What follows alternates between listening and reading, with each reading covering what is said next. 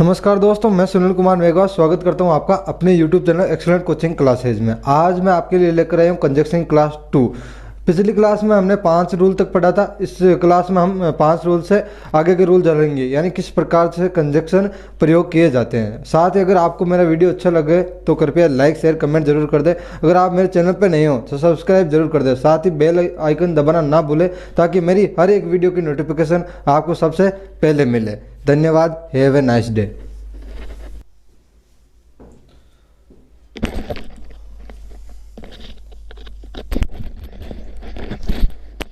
हाँ जी, नमस्कार। स्वागत है आपका मेरी कंजक्शन क्लास सेकंड में।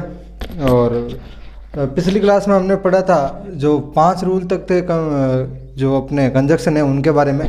आज हम बात कर रहे हैं 6वें रूल की, यानी जो रूल नंबर 6 है उसके बारे में पढ़ेंगे कि वो क्या कहता है। तो 5वां तो अपना रिलेटिव प्रोनाउन, और 6वें की बात करें तो 6वां है अपना संयुक्त संबंधवाचक सर्वनाम, यानी कंपाउंड रिलेटिव प्रोनाउन।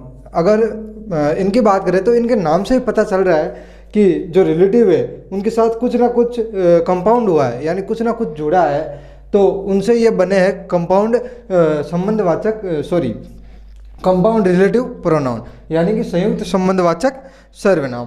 चलिए तो देखते हैं कि ये किस प्रकार से बने। 1 सेकेंड।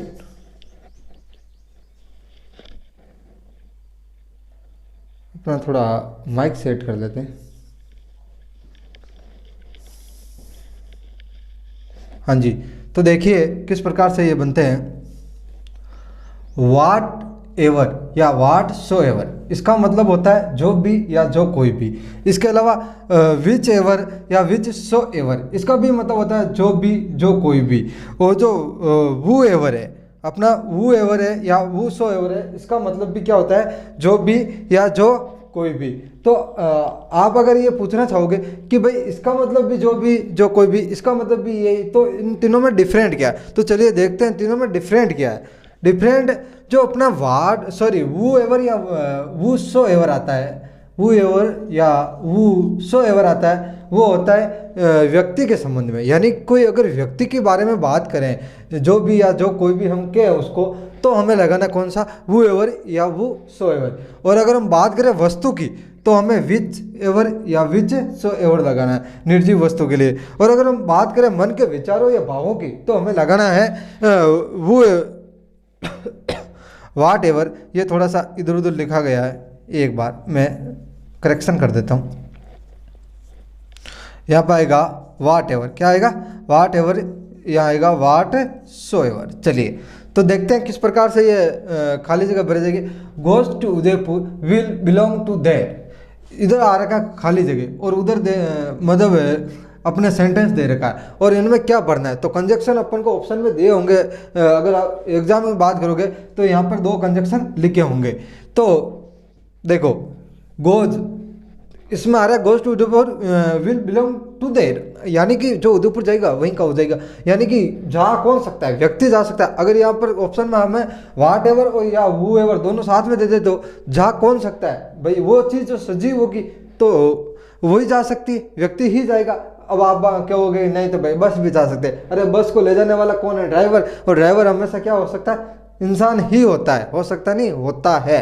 क्या होता है, इंसान होता है। ठीक है, तो चलिए देखते हैं अपने यहाँ पे क्या आएगा, वू एवर, या इसको आप वू सो एवर भी यहाँ लिख सकते हो, यानी कि जो वू एवर है उसकी जगह वू सो एवर का भी प्रयोग कर सकते हो। अगर बात करें हम दूसरे सेंटेंस की, खाली जगह goes to Bhangarh will definitely be scare, यानी जो भानगढ़ जाएगा वो श्योर, यानी श्योर है, उसका डेफिनेटली है, वो डरेगा, पक्का डरेगा, यानी निश्चित रूप से डरेगा।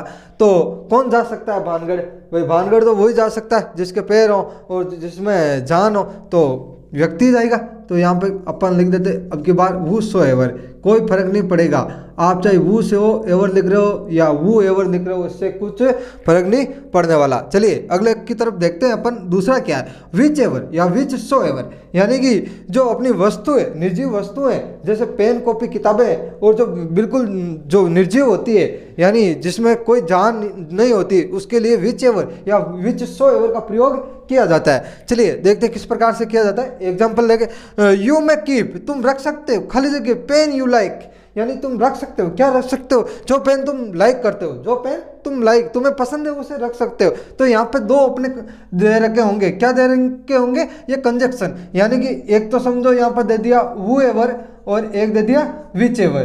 तो अपने कौन भरना है, विच एवर। कौन सा भरना है, विच एवर। क्यों भरना है, क्योंकि अपने यहाँ पे किसकी बात आ रही है, पेन की, और पेन क्या है, एक निर्जीव वस्तु है, बिल्कुल एक निर्जीव वस्तु है। तो यहाँ पे क्या भरा जाएगा, विच एवर भरा जाएगा। चलिए भर देते हैं विच एवर। और अगर बात करें अगर हम विच सो एवर की, तो यहाँ हम विच सो एवर भी भर सकते हैं, इसमें कोई फर्क पड़ने वाला नहीं है। चलिए अगला वाला देखते हैं। यू कैन पास खाली जगह एग्जाम यू लाइक, तुम कर सकते हो एग्जाम, मतलब जो भी एग्जाम है उसको पास कर सकते हो। तो एग्जाम क्या है, एक निर्जीव वस्तु ही है। वस्तु का मतलब एक परफॉर्मा है, यानी कि जो एक कुल मिला के कार्यक्रम है जिसको हम क्लियर करते हैं। तो यहाँ पे क्या कर सकते हो, पास। तो यहाँ पे क्या भरा जाएगा, विच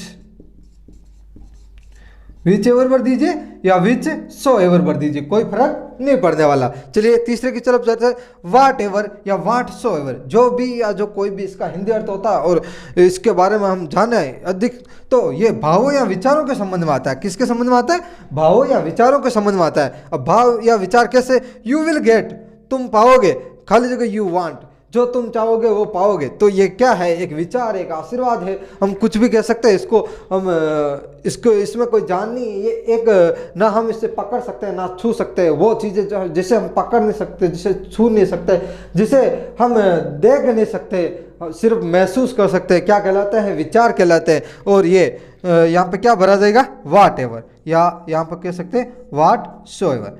चलिए इसके साथ ही ये अपने 3 खत्म हुए।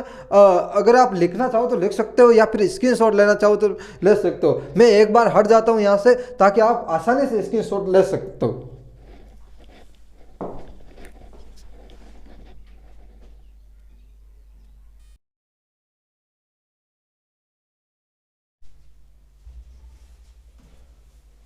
हाँ जी, लिख लिया होगा आपने।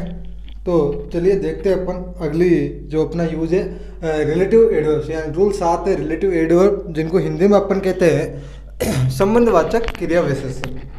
इनको क्या कहते हैं, संबंधवाचक क्रिया विशेषण। चलिए तो ये होते हैं, पहला होता है व्हेन, दूसरा होता है वेयर, तीसरा है अपना हाउ, और चौथा है वाई। यानी कि जो पहला जब, जहाँ, जिस प्रकार, इसलिए कि, यानी इनका हिंदी अर्थ है। चलिए तो पहले का हम देखेंगे प्रयोग, तो किस प्रकार से होता है देखिए। आई विल गो खाली जगह देर, खाली जगह ही विल रिटर्न, मैं वहाँ जाऊँगा जब, ही विल रिटर्न, यानी जब वो आएगा मैं वहाँ जाऊँगा। तो इसका सीधा सीधा क्या भर देंगे अपन, वेन भर देंगे। क्यों भर देंगे कि ये जो बात कर रहा है पर्सन, जो बंदा है, वो क्या कह रहा है कि मैं वहाँ जाऊँगा, क्या करूँगा, वहाँ जाऊँगा कब, जब वो आएगा, यानी वापस आएगा तब मैं वहाँ जाऊँगा। तो इसमें क्या आएगा, जब।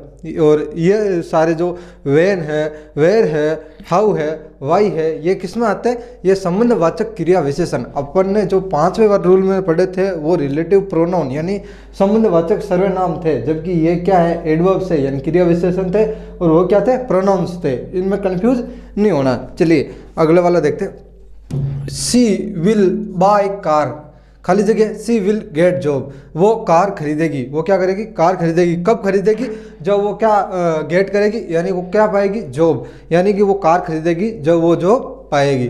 तो इसमें भी क्या आ जाएगा, व्हेन। चलिए अगले का यूज देखते हैं अपन।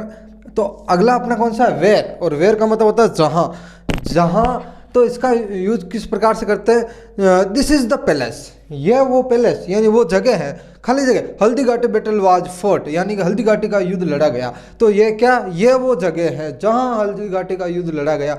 ये आपको भाव आ रहा है कि नहीं आ रहा है, यानी कि हमें हमेशा हिंदी अर्थ आना चाहिए वाक्य का, तभी हम समझ पाएंगे कि कौन सा कंजक्शन का प्रयोग होता है। और हिंदी अर्थ तभी आएगा जब हम टेंस अच्छे से पढ़ लेंगे। और अगर आपने टेंस अच्छे से नहीं पढ़े तो मेरे पिछले वाले वीडियो पर जाकर अच्छे से पढ़ लें। और अगर फिर भी आपको समझ में नहीं आते तो आप कमेंट करके बता सकते हैं, मैं क्या उन क्लासों में सुधार कर सकता हूँ, और कहाँ आपको समझ में नहीं आया है वो आप देख सकते हो। चलिए इसके साथ ही इसका देखते हैं। दिस इज द पैलेस, ये वो जगह है, ये जगह है, खाली जगह Haldi Ghati battle was fort, जहाँ।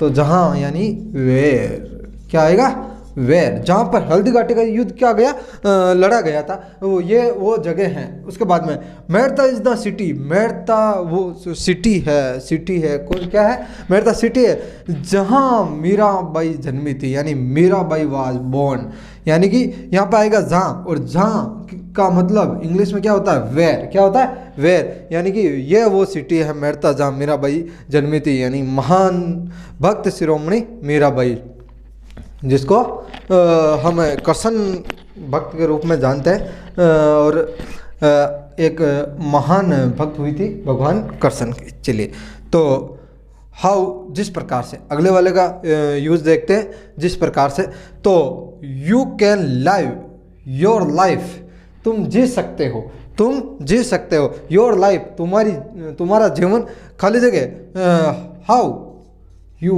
वांट, जिस प्रकार के तुम चाहते हो। तो इसका Hindi earth you can live your life, तुम जी सकते हो, यू वांट यानी जो जैसे तुम चाहते हो, हाउ जिस प्रकार से तुम चाहते हो, तो इसका हिंदी अर्थ आ रहा है। तो जिस प्रकार के लिए अपने इंग्लिश में जिस प्रकार के लिए अपने पास क्या है, हाउ है, तो अपन हाउ भर देंगे। इसमें कुछ नहीं है, इतना टेंशन लेने की कोई ज़रूरत नहीं है, क्योंकि अपन को जब हिंदी अनुवाद आएगा और जो ऑटोमेटिकली वाक्य का भाव समझ में आ जाएगी, वाक्य क्या कहना चाहता है।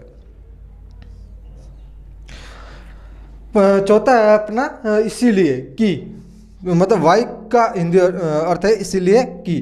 तो देखिए वाई का हिंदी अर्थ क्या होता है, इसलिए कि, मतलब कोई रीज़न बताने के लिए, कुल मिलाकर ये कारण बताने के लिए। देखो तो दिस इज़ द रीज़न, ये वो कारण है, वाई इसलिए, ही इज सो कूल, वो इतना कूल का मतलब होता है शांत, और वैसे अभी कूल मतलब एक अट्रैक्टिव के लिए यूज किया जाता है, लेकिन कूल का मतलब शांत होता है। क्या होता है, कूल लिख सकते हो या काम लिख सकते हो इसकी जगह, वो इतना शांत है, ये रहा रीजन। या आप अट्रैक्टिव का कहना चाहते हो तो भी तो इसमें वही बात है कि ये कारण है जिसके कारण वो इतना अट्रैक्टिव है, यानी कि वो इतना मतलब दिखता है। तो ये इसमें क्या आ रहा है, रीजन आ रखा है, और तो रीजन आ रखा है, तो इसलिए इसका पूरा हिंदी अनुवाद के लिए इसलिए बीच में प्रयोग होता है, इसलिए के लिए हमारे पास इंग्लिश में वर्ड है वाई। तो ये बात आई थी मीराबाई की, तो मुझे एक मारवाड़ी का दोहा याद आ रहा है कि जो मीराबाई है उसके लिए कहा गया था कि राधा को कृष्ण की दह मिलती, बिन दे के न निभा गई मीरा। कृष्ण ने सतयुग में राधा को गाया था, कृष्ण ने सतयुग में राधा को गाया था, कलयुग में कृष्ण को गा गई मीरा। तो ये एक दोहा था छोटा सा, यानी कि मीराबाई के लिए, और बहुत ही अच्छे भक्त हुए थे। चलिए इसके साथ ही अगर ये आपने लिख लिया, सारा समझ लिया, तो एक बार से स्क्रीनशॉट ले लें, उसके बाद में अपन आगे पढ़ेंगे। चलिए एक बार हट जाता हूँ मैं, ताकि आप आसान से।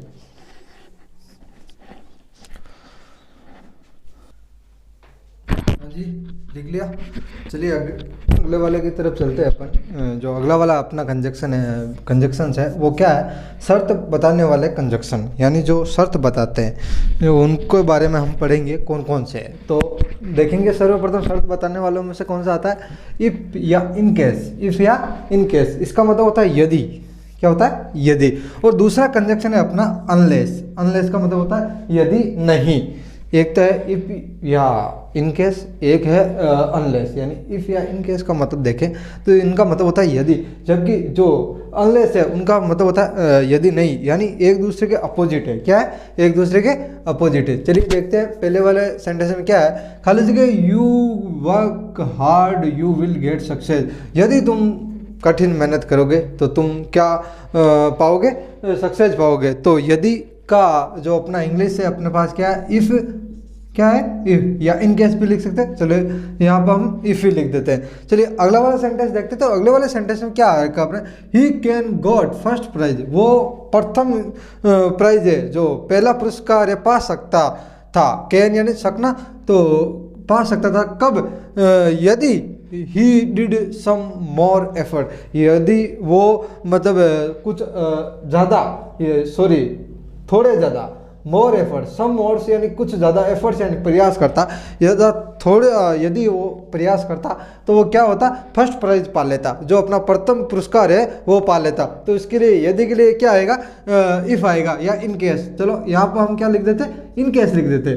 और या फिर इफ़, दोनों भी लिख सकते हैं, इनसे कोई फर्क नहीं पड़ने वाला है। चलिए अगला वाला देखते हैं। अनलेस का प्रयोग होता है, तो अनलेस का है यदि नहीं, तो खाली जगह you work hard you will not pass. Unless क्यों आएगा, अनलेस क्यों आएगा, जब तक या यदि नहीं, तुम यदि नहीं करोगे क्या, वर्क हार्ड यानी कठिन परिश्रम, यू विल नॉट पास, तुम पास नहीं हो सकते। कब नहीं हो सकते, यदि नहीं, यदि नहीं यानी तुम नहीं करोगे, क्या नहीं करोगे, वर्क हार्ड। भाई अगर कठिन परिश्रम नहीं करोगे तो आप पास नहीं हो सकते।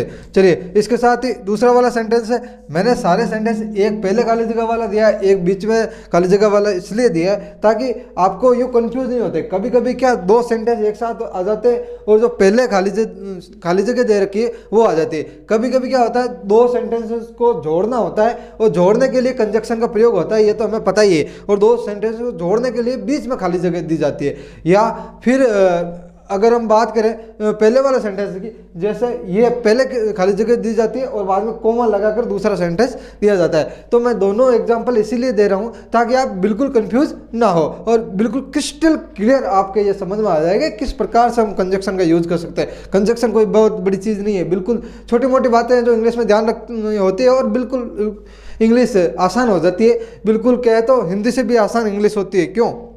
क्योंकि हिंदी में वर्ड जो सीमा होती है अपनी वोकेबलरी की, बहुत ज़्यादा वर्ड होते हैं, जबकि इंग्लिश में अपने गिने चुने वर्ड होते हैं। अब देखो जैसे कि हिंदी की बात करें अपन, तो हिंदी की बात करें संपूर्ण वर्ड की, यानी इसमें अगर संपूर्ण का कहे तो फुल होता है। क्या होता है? फुल होता है। अब देखो हिंदी में संपूर्ण हो गया, पूर्ण हो गया, पूर्ण रूप से हो गया, इस प्रकार से दो तीन हो जाते हैं। इसलिए क्या होते हैं, उनमें वर्ड बहुत ज़्यादा है, सिनोनिम बहुत ज़्यादा है। और इसमें इंग्लिश में देखें तो क्या है, सिनोनिम बहुत ही कम है। इसलिए इंग्लिश ज़्यादा आसान है, ज़्यादा इजी है किसकी बजाय, हिंदी की बजाय।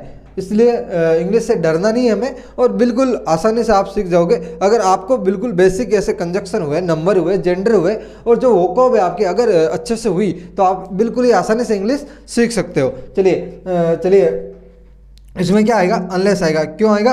क्योंकि ये तो अपन ने पढ़ लिया था। अगला वाला देखते हैं। He will not send money, वह पैसे नहीं भेजता। भेजता का मतलब फ्यूचर में, वह पैसे नहीं भेजता। खाली जगह Rani will not write a letter unless, यदि नहीं क्या होता, रानी क्या नहीं लिखती, लेटर नहीं लिखती। भाई उसको जब तक रानी लेटर नहीं लिखती, यदि रानी उसको लेटर नहीं लिखती, यदि रानी उसको लेटर नहीं लिखती तो वो पैसे नहीं भेजता। तो ये क्या हो जाएगा अपना, कौन सा आ जाएगा, अनलेस। इसके साथ ही जो अपने कंडीशन बताने वाले थे, जो शर्त बताने वाले कंजक्शन थे वो खत्म होते और इसके आगे जो दूसरे वाले कंजक्शन अपन पढ़ेंगे, इसके साथ ही इसका स्क्रीनशॉट ले लिए या अपनी कॉपी में लिख सकते हो। बिल्कुल मैं हट जाता हूँ, एक बार आप लिख सकते हो। हाँ जी, लिख लिया होगा। बात करें अगर अपन अगले वाले कंजक्शन की, तो जो तुलना करने वाले कंजक्शन है वो पढ़ने जा रहे हैं अपन।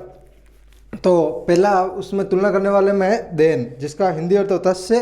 दूसरा है एज यानी इतना ही जितना, मतलब दो में कंपेयर करने के लिए, तुलना करने के लिए इतना। जैसे से का मतलब मैं तुम्हारे से कमज़ोर हूँ, तो मतलब इसमें से तुलना हो रही है, यानी दो जनों की तुलना हो रही है। और जो एज यानी इतना है जितना, मतलब कि जितना वो है उतना ही वो है, यानी दोनों में तुलना हो रही है। उसके बाद में अगर हम बात करें ये नो लेस देन, यानी इससे कम नहीं, यानी दोनों की तुलना है कि इससे कम नहीं। चलिए देखते हैं किस प्रकार से। तो देन का उदाहरण देख के अपन, तो रानी इज स्ट्रोंगर, यानी रानी मजबूत है, देन मीरा, यानी दोनों की तुलना हो रही है। यानी रानी और मीरा की तुलना क्या हो रही है कि जो रानी है वो मजबूत है, किससे, मीरा से। तो ये तुलना होगी, इसलिए तुलना वाले कंजक्शन देन का प्रयोग। पूरन इज मोर क्लेवर, यानी पूरन ज़्यादा होशियार है, ज़्यादा बुद्धिमान है। खाली जगह माई अदर फ्रेंड्स, यानी देन इसमें आएगा ये जो पूरन है वो मेरे अदर फ्रेंड है उनसे बहुत ज़्यादा होशियार है, यानी बहुत ज़्यादा का मतलब मोर क्लेवर है, ज़्यादा होशियार है। आया समझ में, ज़्यादा बुद्धिमान है, इस प्रकार से। और अगर बात करूँ मैं अदर फ्रेंड्स, यानी ये भी एक फ्रेंड्स में से भी है, ये भी एक फ्रेंड में से ही है। और जो बाकी फ्रेंड है उनसे क्या है, बुद्धिमान है, होशियार है, ठीक है। उसके बाद में एज एज यानी इतना जितना ही, जैसे Ritu is as clever as Rinku, यानी रितु उतनी ही होशियार है जितनी रिंकू है, जितनी ही कौन सी है, रितु होशियार है, जितनी रितु होशियार है उतनी ही अपनी कौन सी, रिंकू होशियार है। उसके बाद में पूजा इज एज फेयर एज सीमा, यानी कि जो पूजा है उतनी गोरी है जितनी सीमा गोरी है, पूजा उतनी ही गोरी है जितनी सीमा गोरी है। ये अपना एज एज का प्रयोग, यानी इतना जितना ये है उतना ही वह है, यानी दोनों बराबर है, ये तुलना की जा रही है। उसके बाद में नो लेस देन, यानी से कम नहीं उतना ही, जैसे कि मैं इससे कम नहीं लूँगा, मैं उतना ही लूँगा। जैसे आप कोई मोल भाव करते हो तो दुकानदार कहता है कि जैसे 400 रुपये की वस्तु तो मैं 400 से कम नहीं लूँगा, मैं 400 ही लूँगा, यानी कि बराबर 400 ही लूँगा। तो देखो आई लाइक हर, मैं उसे पसंद करता हूँ, नो लेस देन अदर्स, यानी कि मैं उसे उतना ही पसंद करता हूँ जितना अदर्स यानी अन्य को पसंद करता हूँ, यानी कि मैं उसको ही उतना ही पसंद करता हूँ जितना दूसरों को पसंद करता हूँ, ना उनसे कम ना उनसे ज़्यादा। चलिए ये अपने कौन से हो गए, कंपेयर वाले। इसके बाद में अपने जो समय बताने वाले कंजक्शन उनके बारे में पढ़ेंगे। इससे पहले आप एक बार इनका स्क्रीनशॉट ले लीजिए, या फिर लिखना चाहो तो लिख सकते हो। मैं एक बार हट जाता हूँ। चलिए